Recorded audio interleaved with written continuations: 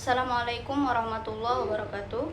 Perkenalkan, saya Rina Larasati dari Fakultas Ilmu Tarbiyah dan Keguruan, Prodi PGMI UIN Raden Patah Palembang, kelas PGMI 6. Baiklah, video ini saya buat untuk memenuhi tugas mata kuliah pendalaman IPA MI atau SD dengan dosen pengampu Bapak Dian Andesta Bujuri MPD. Baiklah teman-teman, di sini saya akan menjelaskan hasil observasi saya tentang organ pernapasan pada manusia. Organ-organ ini sangat penting karena tanpa bernapas tubuh kita tidak bisa mendapatkan oksigen. Baiklah, saya akan menjelaskannya dengan memakai media ya teman-teman. Baiklah teman-teman, yang pertama adalah rongga hidung. Udara pertama kali masuk lewat hidung. Di dalam rongga hidung terdapat ada bulu halusnya. Terus ada lendir yang berfungsi untuk menyaring debu, kotoran dan kuman. Selain itu, udara juga dibuat hangat dan lembab supaya nyaman ketika masuk ke paru-paru. Yang kedua adalah rongga mulut.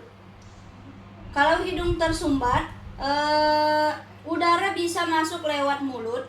Rongga mulut adalah jalan cadangan untuk bernafas, tapi tidak sebaik hidung karena tidak ada penyaring udara. Tidak ada penyaring udara seperti di hidung tadi. Nah, adalah paring atau tenggorokan bagian belakang. Tenggorokan bagian belakang atau paring tadi adalah jalan yang menghubungkan rongga hidung dan mulut dengan pangkal tenggorokan atau laring. Jadi, udara dari hidung atau mulut akan lewat paring sebelum turun ke paru-paru. Nah, yang keempat adalah laring atau pangkal tenggorokan tadi, bagian yang mengandung pita suara. Selain jadi jalur udara, di laring kita bisa menghasilkan suara ketika berbicara. Sesudah itu kita turun ke trakea atau batang tenggorokan. Setelah lewat paring dan laring, udara turun ke trakea. Bentuknya seperti pipa besar yang kuat, dilapisi cincin tulang rawan agar tidak mudah menutup. Yang ini kan? Sehingga udara bisa mengalir lancar menuju ke paru-paru. Keenam adalah paru-paru. Paru-paru organ utama pernapasan, letaknya di dalam dada di sini, dilindungi oleh tulang rusuk. Di dalam paru-paru terjadi pertukaran udara, yaitu oksigen masuk ke dalam darah dan karbon dioksida dibuang keluar. Setelah itu yang ketujuh adalah bronkus. Trakea bercabang dua menuju paru-paru kanan dan paru-paru kiri. Kanan dan kiri. Cabang itu disebut bronkus. Bronkus ini membawa udara masuk lebih ke dalam paru-paru. Dalam paru-paru tadi. Yang kedelapan adalah bronkiolus. Bronkiolus ini di dalam paru-paru. Bronkus bercabang-cabang lagi menjadi saluran yang lebih kecil. Sini nah. Disebut bronkiolus. Bronkiolus ini membawa udara menuju kantung udara terkecil. Sudah itu alveolus. Alveolus adalah kantung udara yang sangat kecil jumlahnya. Jutaan di dalam paru-paru. Disinilah oksigen dari udara masuk ke dalam darah dan karbon dioksida dari darah dikeluarkan ke udara untuk dihembuskan. Dan yang terakhir adalah diafragma. Diafragma adalah otot berbentuk kubah. Ini otot berbentuk kubah yang berada di bawah paru-paru. Saat kita menarik napas, diafragma menurun sehingga paru-paru mengembang. Saat kita menghembuskan napas, diafragma naik lagi sehingga paru-paru mengempis. Contohnya, saat kita menarik napas, diafragma menurun sehingga paru-paru mengembang.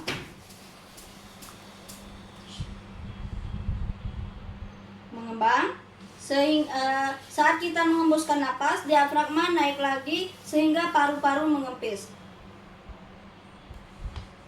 Baiklah teman-teman, itulah tadi perjalanan dari rongga hidung, rongga mulut, faring, laring, trakea, paru-paru, bronkus dan bronkiolus, serta alveolus dan diafragma. Baiklah, di sini saya mengambil hasil observasi saya penyakit pada kanker paru-paru disebabkan merokok. Sebelum saya menjelaskan secara rinci, saya akan menyebutkan alat-alat yang saya siapkan. Yang pertama adalah rokok, korek, kapas, dan botol. Merokok memang terlihat biasa, tapi sebenarnya sangat berbahaya bagi kesehatan. Asap rokok mengandung ribuan zat kimia beracun, termasuk nikotin, tar, dan karbon monoksida. Zat-zat ini bisa merusak paru-paru, membuat pernapasan sesak, dan memicu batuk terus-menerus. Jika merokok dilakukan terus-menerus, risikonya semakin besar dan paru-paru bisa rusak. Timbul penyakit seperti kanker paru-paru tadi. Tidak hanya itu, asap rokok juga sangat berbahaya untuk orang-orang yang di sekitar karena mereka ikut menghirup racun yang sama sang perokok. Itulah sebabnya merokok bukan hanya merugikan diri sendiri, tetapi juga orang lain. Dengan observasi ini, kita bisa melihat langsung dampak nyata dari rokok terhadap kesehatan. Ini adalah percobaan sederhana untuk melihat bagaimana asap rokok masuk ke paru-paru. Botol plastik ini kita ibaratkan sebagai paru-paru dan kapas di dalamnya ini sebagai jaringan paru-paru kita. Rokok diletakkan sini ya. Terus kita nyalakan dulu.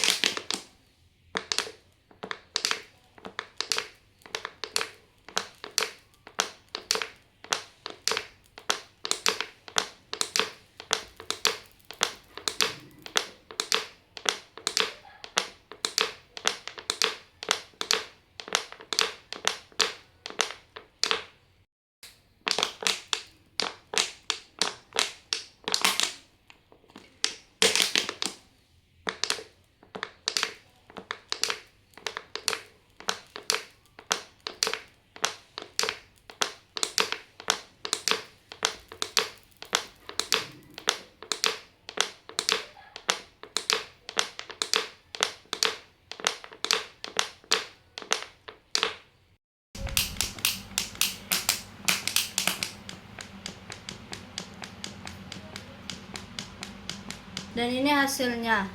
Tadi putih, sekarang agak kuning karena cuman 3 potong rokok. Kalau kapas saja bisa kotor seperti ini, bayangkan apa yang terjadi pada paru-paru kita. Karena itulah rokok sangat berbahaya dan bisa menyebabkan berbagai penyakit termasuk kanker paru-paru. Mari kita jauhi rokok demi menjaga kesehatan paru-paru kita.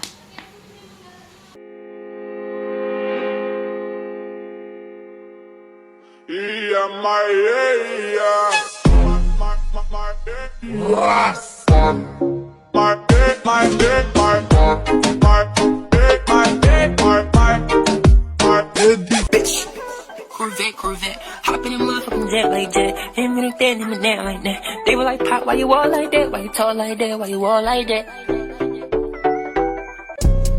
Met this pretty ting, nice to meet you, mucho gusto. Sweeter than a churro, she call me Papi Chulo. Yeah, I'm single, baby girl, but how about you though? Baiklah teman-teman, mungkin hanya itu hasil observasi saya. Kalau banyak kekurangan saya mohon maaf kepada Bapak dan kepada Allah saya mohon ampun. Saya akhiri, wassalamualaikum warahmatullahi wabarakatuh.